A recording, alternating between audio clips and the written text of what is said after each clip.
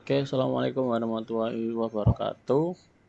Di sini kami dari kelompok 2 ingin mempresentasikan UTS dari e-government, di mana di sini kita disuruh membuat makalah semenarik mungkin dengan tema e-government.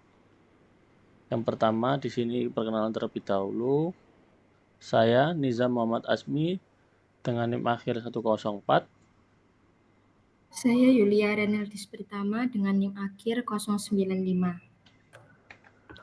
Oke, sebelumnya di sini saya akan menjelaskan daftar isi dari apa yang telah kita kerjakan, yaitu yang pertama terdapat pengenalan e-government, yang kedua terdapat sejarah dan evolusi e-government, terus terdapat tahapan-tahapan evolusi e-government, definisi e-government, the four pillar of e-government, tujuan e-government, tantangan dan hambatan dalam implementasi, isu-isu dalam e-government, five stage model of e-government, implementasi model e-government, implementasi dalam e-government, benefit e-government, dan terakhir terdapat studi kasus dari kelompok kami yang mengambil pada jurnal.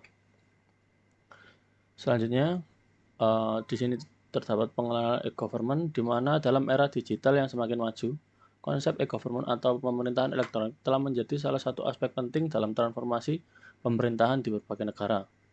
E-government tidak hanya mencakup penggunaan teknologi informasi dan komunikasi dalam administrasi publik, tetapi juga mengubah cara pemerintah berinteraksi dengan masyarakat dan menyediakan layanan publik. Namun, untuk dapat merasakan manfaat penuh dari e-government, penting bagi individu dan masyarakat umum untuk memiliki literasi digital yang memadai. Sejarah dan evolusi e-government. Di sini terdapat 4 sejarah e-government yang terbagi menjadi 4, yaitu fase G 1.0, fase G 2.0, fase G 3.0, dan fase G 4.0. Yang mana di dalam fase-fase ini memiliki perbedaan tersendiri, di mana fase pertama yaitu fase ini ditandai dengan penggunaan teknologi informasi untuk mengotomatisasi proses-proses administrasi pemerintahan. Selanjutnya, pada fase selanjutnya itu fase ini melibatkan perkembangan lebih lanjut dengan adopsi layanan-layanan online seperti pembayaran pajak online, pendaftaran kendaraan, dan pemesanan layanan publik lainnya. Fase G 3.0, fase ini menekan pada partisipasi publik yang lebih luas dalam proses pengambilan keputusan pemerintahan melalui platform partisipasi masyarakat. Dan yang terakhir fase G 4.0, fase terkini yaitu e-government. G 4.0 mencakup interaksi teknologi canggih seperti kecerdasan buatan atau AI dan big data dalam operasi pemerintahan.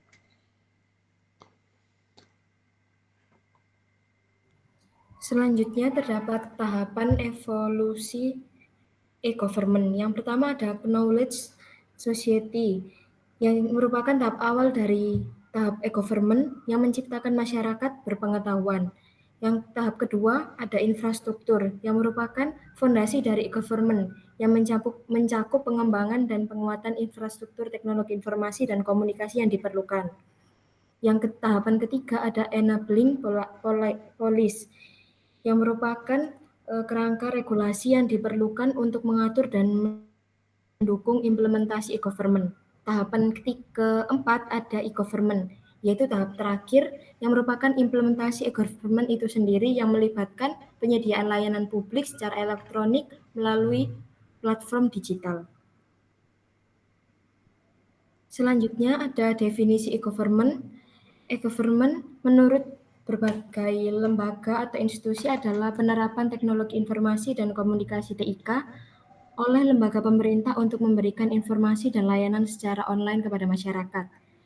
Ini merupakan transformasi fundamental dalam tata kelola pemerintahan yang menggunakan teknologi modern, menciptakan akses yang lebih mudah bagi masyarakat terhadap informasi dan layanan publik.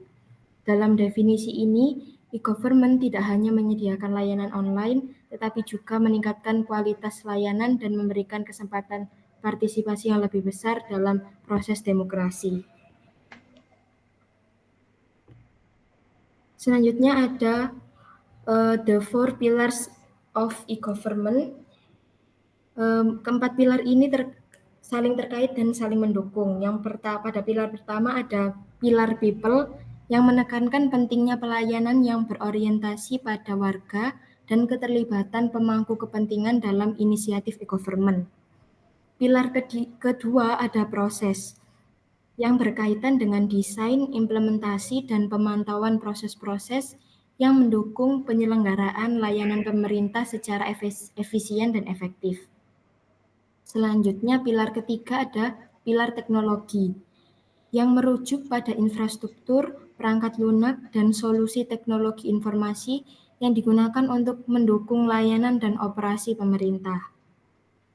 Pada pilar keempat terdapat pilar resource yang mencakup aspek-aspek seperti keuangan, tenaga kerja, dan infrastruktur yang diperlukan untuk mendukung implementasi dari operasi e-government.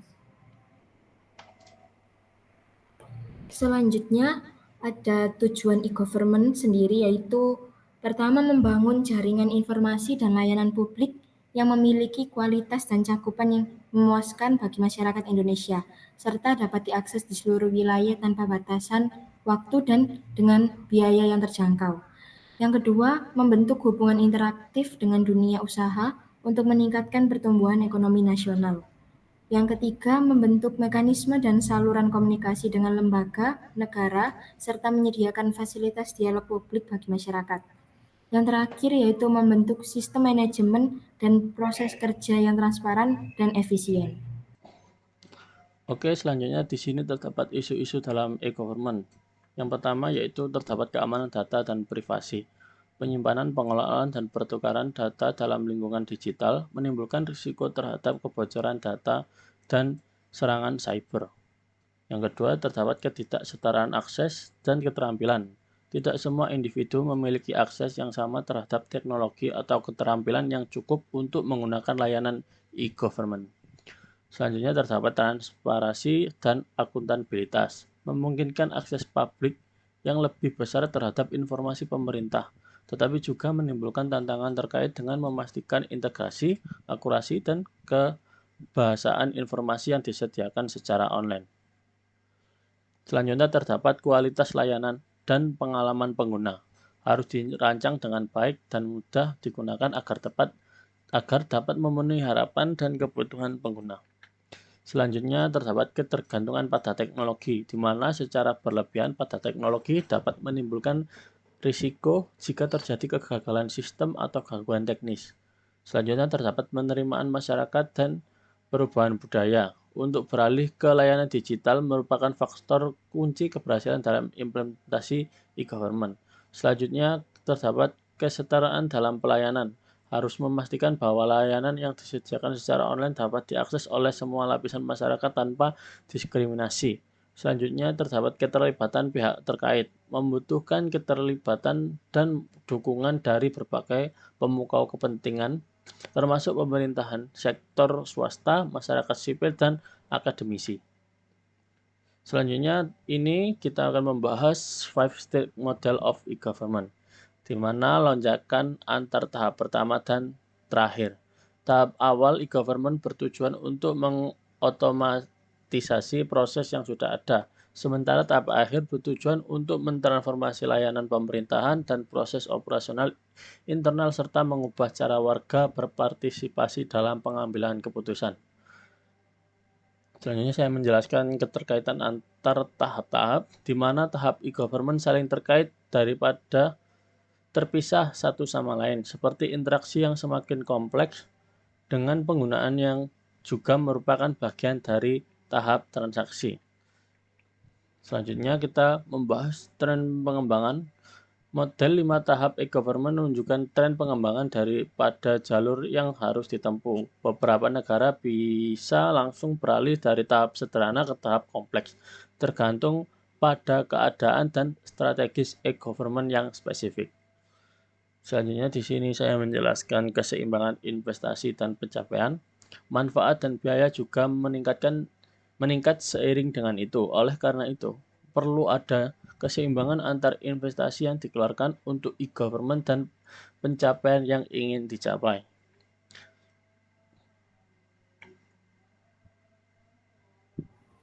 Selanjutnya ada implementasi dalam e-government. Yang pertama ada e-demokrasi. Ini mencakup berbagai praktik dan inovasi yang memanfaatkan internet, media sosial, platform digital, dan teknologi lainnya untuk meningkatkan partisipasi politik, transparansi, akuntabilitas, dan keterlibatan masyarakat dalam pengambilan keputusan politik. Aspek penting dari e-demokrasi sendiri, yang pertama ada partisipasi publik online, yang kedua pemungutan suara elektronik, yang ketiga portal informasi publik, yang keempat konsultasi dan kolaborasi digital, dan yang terakhir penggunaan media sosial. Selanjutnya implementasi e-voting. E-voting atau pemungutan suara elektronik adalah proses pemilihan umum atau pemilihan lainnya di mana pemilih memberikan suaranya secara elektronik, biasanya melalui platform atau sistem digital. Aspek penting dalam e-voting sendiri, yang pertama ada efisiensi proses pemilihan, keamanan dan integritas, verifikasi identitas dan otorisasi, perlindungan privasi, transparansi dan verifikasi, dan yang terakhir kesempatan partisipasi memilih. Selanjutnya implementasi e-participation. E-participation sendiri memiliki kerangka kerja. Ada 3 komponen utama, yaitu yang pertama ada e-informasi yang mengacu pada penyediaan akses warga terhadap informasi elektronik yang relevan dengan kebijakan publik dan aktivitas pemerintah. Yang kedua ada e-konsultasi, yaitu komponen kedua yang memfasilitasi proses partisipasi dan deliberasi warga dalam pengambilan keputusan. Dan yang ketiga pengambilan keputusan, yaitu mengacu pada penguatan peran serta dan kontribusi warga dalam proses pengambilan keputusan pemerintah. Selanjutnya implementasi e-governance, yaitu merujuk pada penggunaan teknologi informasi dan komunikasi atau TIK oleh pemerintah dalam penyelenggaraan administrasi dan penyediaan layanan publik. Aspek pentingnya sendiri ada peningkatan efisiensi administrasi, transparansi dan akuntabilitas, pelayanan publik yang lebih baik, dan partisipasi publik yang meningkat. Oke, selanjutnya di sini terdapat tantangan dalam implementasi e-government di Indonesia. Di sini terdapat implementasi yang berbeda-beda, di mana setiap negara memiliki cara berbeda dalam mengimplementasikan e-government, sehingga definisi e-government dapat bervariasi dengan konteks dan strategi pemerintahan setempat. Yang kedua, terdapat cakupan aplikasi yang luas. Aplikasi e-government meliputi berbagai tugas dan tanggung jawab pemerintahan dalam mengatur masyarakatnya. Lalu, terdapat kondisi internal negara. Pemahaman dan penerapan e-government tidak dapat dipisahkan dari kondisi internal suatu negara seperti sejarah, budaya, pendidikan, pandangan politik, dan kondisi ekonomi. Oke, selanjutnya ada benefit e-government, di mana yang pertama itu terdapat improved transparansi, yaitu transparansi ditingkatkan. E-government membuka akses yang lebih luas terhadap informasi pemerintahan termasuk kebijakan, program, dan pengeluaran. Dengan adanya akses yang lebih mudah untuk informasi tersebut, masyarakat dapat memantau dan memeriksa kegiatan pemerintah dengan baik. Selanjutnya terdapat reduce corruption, yaitu pengurangan korupsi. Dengan memperkuat transparansi dan akuntabilitas, e-government dapat membantu mengurangi praktik korupsi dengan menyediakan akses publik yang lebih luas terhadap informasi keuangan dan operasional pemerintah. Selanjutnya terdapat enhanced public service quality atau peningkatan kualitas layanan publik. Melalui e-government, layanan publik dapat disediakan secara lebih efisien dan responsif terhadap kebutuhan masyarakat. Selanjutnya itu terdapat higher productivity of government employer, yaitu produktivitas pekerja pemerintahan yang lebih tinggi. Implementasi e-government dapat meningkatkan produktivitas pegawai pemerintahan dengan memperkenalkan proses yang lebih efisien dan otomatis, sisasi tugas-tugas rutin. Selanjutnya terdapat improve state budget, yaitu peningkatan anggaran negara. Dengan mengurangi biaya administrasi dan meningkatkan efisiensi pengeluaran, e-government dapat membantu meningkatkan kesehatan keuangan negara. Selanjutnya terdapat enhance accountability and responsibility, yaitu peningkatan akuntabilitas dan tanggung jawab. E-government menyediakan catatan yang akurat dan terdokumentasi tentang keputusan dan tindakan pemerintah. Dengan demikian, proses pengembalian keputusan menjadi lebih terbuka dan dapat dipertanggungjawabkan. Selanjutnya terdapat higher competitiveness, yaitu daya saing yang lebih tinggi. Dengan memperbaiki layanan publik dan proses bisnis, e-government dapat meningkatkan daya saing satu negara dalam skala global. Negara-negara yang mampu menyediakan layanan pemerintahan yang efisien dan responsif memiliki keunggulan kompetitif dalam menarik investasi, memperkuat pertumbuhan ekonomi, dan meningkatkan kesejahteraan masyarakat.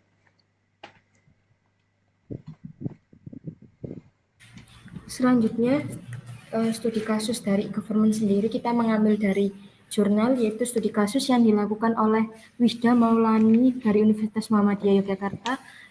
Jadi menunjukkan bahwa penerapan elektronik e-government telah membawa dampak positif dalam meningkatkan kualitas layanan publik, khususnya dalam konteks program e-health di Kota Surabaya. Program e-health di pemerintahan Kota Surabaya telah menjadi tonggak penting dalam peningkatan akses dan kualitas layanan kesehatan bagi masyarakat. Dengan penerapan e-government, program ini telah berhasil memanfaatkan teknologi informasi dan komunikasi untuk meningkatkan efisiensi, akurasi, dan keterjangkauan layanan kesehatan. Melalui indikator seperti kemudahan penggunaan, kepercayaan, keandalan, konten, dan dukungan warga. Program ini telah berhasil memberikan manfaat yang signifikan, termasuk dalam memfasilitasi layanan medis, mempercepat sistem rujukan pasien, dan meningkatkan kualitas layanan berdasarkan rekam medis. Oke, sekian presentasi dari kelompok kami. Kurang lebihnya jika ada salah kata kami memohon maaf. Kami pamit undur diri. Terima kasih. Wassalamualaikum warahmatullahi wabarakatuh.